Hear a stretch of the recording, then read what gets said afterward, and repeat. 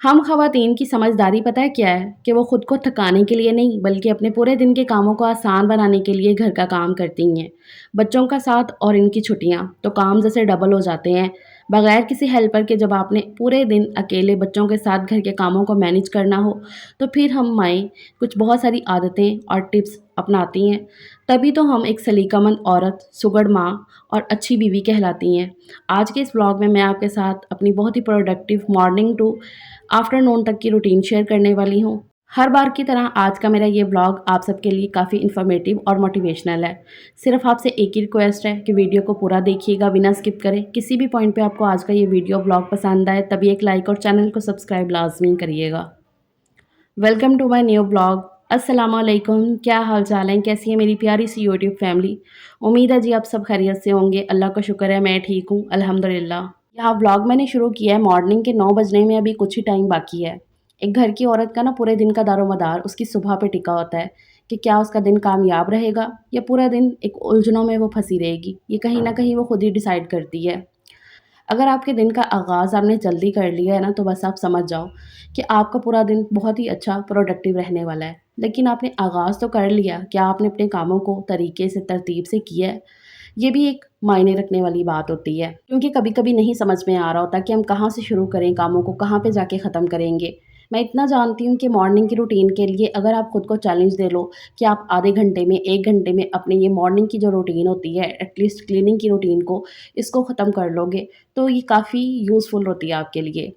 मैं इस रूटीन को काफ़ी दफ़ा फ़ॉलो कर चुकी हूँ कि अगर मुझे कहीं जल्दी है या मैंने खुद को टारगेट देना है कि मुझे लग रहा है कि ये काम इतने बजे तक हो जाएँगे, तो मैं खुद को वो चैलेंज लाज़मी देती हूँ और यकीन करें वो चैलेंज आपके लिए काफ़ी ज़्यादा सक्सेसफुल रहता है। आपके पूरे दिन को सच में वो स्ट्रेस फ्री और बिल्कुल प्रोडक्टिव बनाता है। यहाँ पर अभी 9 बजने में मैंने आपको बताया कुछ ही टाइम बाकी है। बच्चों की छुट्टियाँ हैं तो वो घर पे ही हैं। आज हानिया की मदरसा से भी छुट्टी होगी क्योंकि उनके मदरसा में लाइट नहीं आ रही थी, तो उनके मैसेज आ गया था कि आज छुट्टी होगी मदरसा से, तो फिर हानिया घर पे ही है। अब बच्चों के साथ घर के कामों को मैनेज करना ना एक माँ के लिए आसान तो बिल्कुल नहीं होता है। ये भी कहीं न कहीं बिल्कुल सच नहीं है, क्योंकि हमने बच्चों की आदतें खुद ही बिगाड़ी होती हैं कि भई बच्चों के हिसाब से उठना है। एक माँ ने बच्चों के हिसाब से, फैमिली के हिसाब से चलना है, मतलब कि खुद की उसकी कोई है ही नहीं है। सुबह उठेगी तो भई सब उठेंगे, उनके लिए नाश्ता वग़ैरह वो बनाएगी, फिर ही वो फ्री होगी और फिर अपने कामों के लिए टाइम निकालेगी। तो ये बिल्कुल ही गलत बात है। एक औरत जो है ना वो घर की मालिक है, आया नहीं है कि उसने बाकी सबके हिसाब से काम करना है। मुझे ऐसा लगता है कि अगर हम अपनी घर की रूटीन को बहुत ही अच्छे से बनाएँ, तो काफ़ी अच्छे से चलती है। ख़ैर यहाँ पर मैं आपको बता दूँ कि मैंने मॉर्निंग के अपने जो सारे काम हैं क्लीनिंग के, वो ख़त्म कर लिए हैं। क्लीनिंग घर की हो गई है। आजकल मैं बाहर मैट्रेस जो है ना वो कर देती हूँ, बिछा देती हूँ ऐसे जो सोफ़ा कम बेड है। अच्छा, सोफ़ा कम बेड के बारे में अभी भी इतने ज़्यादा क्वेश्चन्स आते हैं कि आप ही वो कहाँ से लिया आपने, कितने का लिया? मैंने काफ़ी दफ़ा बता दिया है, लेकिन मुझे पता है जो न्यू-न्यू मेरी ऑडियंस जुड़ती है, मेरी बहनें, तो वो ये सवाल करती हैं।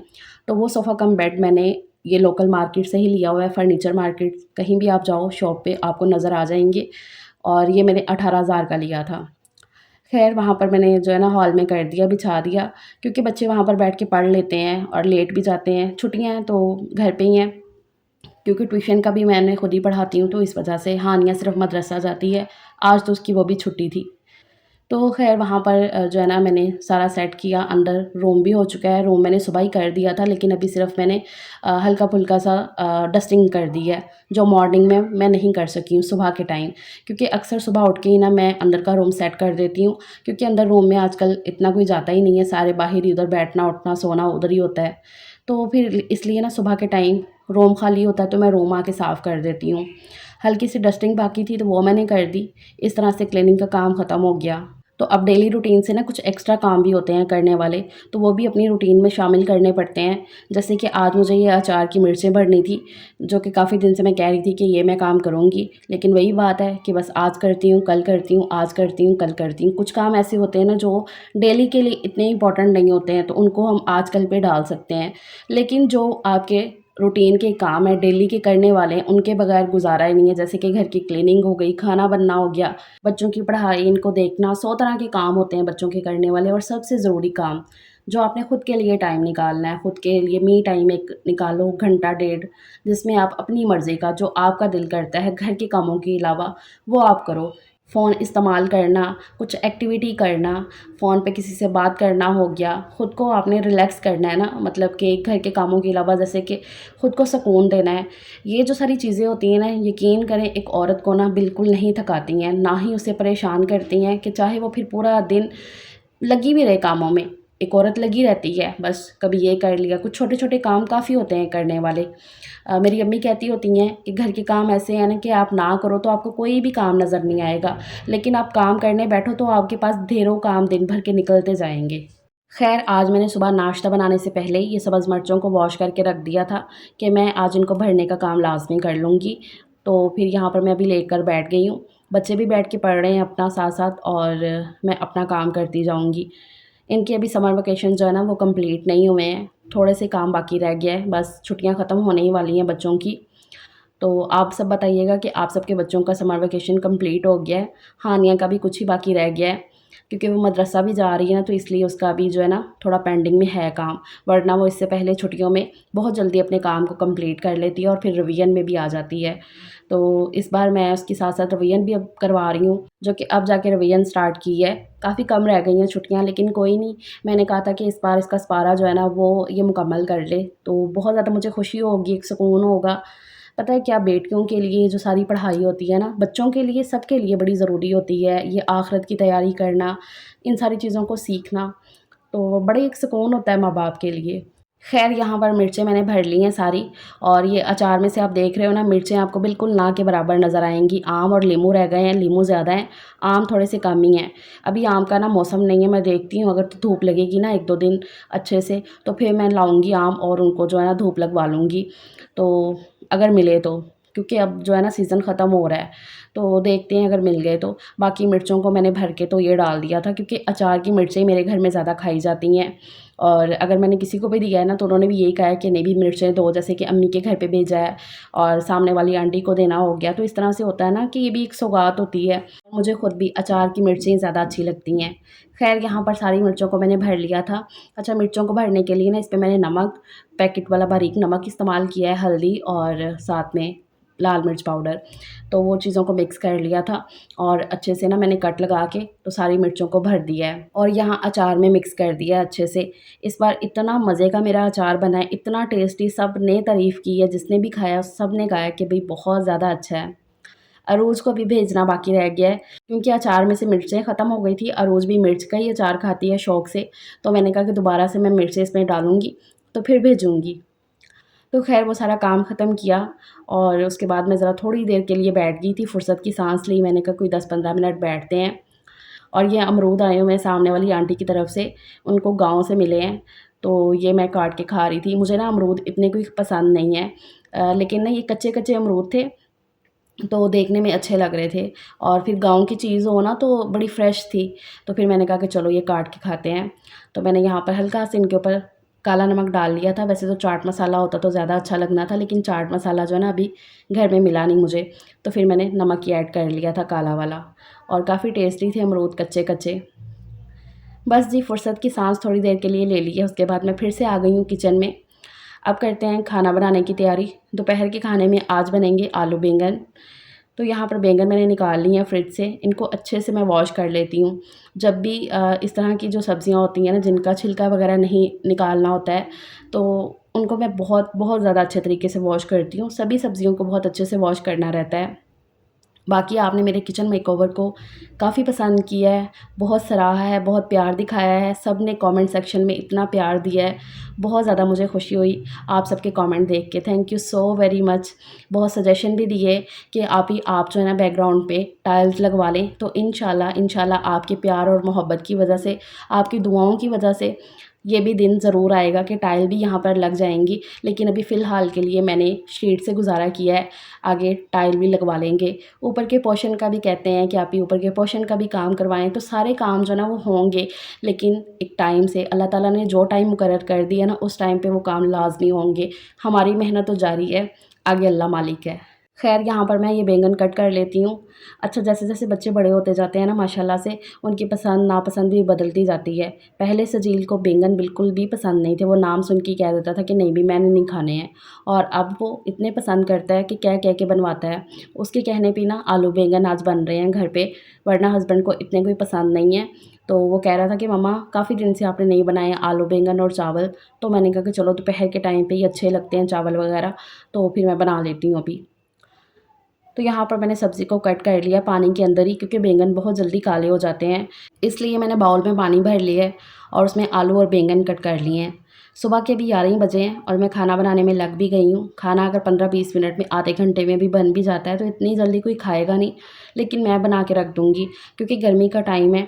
तो जैसे-जैसे दिन चढ़ता जाता है ना, वैसे-वैसे गर्मी और ज़्यादा होने लगती है दोपहर के टाइम पे। तो उस टाइम किचन में आना और भी ज़्यादा मुश्किल हो जाता है। तो जब मुझे पता होता है कि दोपहर का खाना बनना है, कि सालन नहीं पड़ा हुआ है, वरना जब लेफ़्ट ओवर सालन रात का पड़ा होता है तो दोपहर में वही चल जाता है, मैं शाम में बना लेती हूँ। लेकिन जब मुझे पता हो कि दोपहर का खाना बनना है, तो मैं इसी तरह से मॉर्निंग में बना के रख लेती हूँ, चाहे वो 2-3 बजे तक भी बच्चे खा लें हम सब।